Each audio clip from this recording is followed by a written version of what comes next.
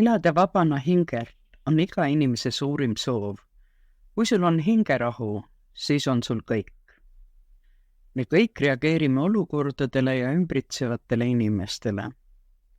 Oluline on, kui kaua. Kas sa lased ennast häirida millestki või kellestki tunni, päeva, nädala, kuu, aasta või 10 aastaid? See on sinu otsustada. Aga pea meeles, et kõik, mis on möödas, on tegelikult ka möödas. Kas sa teadsid, et inimese kõige suurem häbi on olla tema ise? Aga häbiga saab läbi. Keegi ei muundu üleöö õnnelikuks ja rõõmsaks ja ka hingerahu ei saabu nõiaväel. Ometi on selle saavutamine tunduvalt lihtsam, kui arvatakse. Muidugi ainult juhul, kui sa ise seda tahad.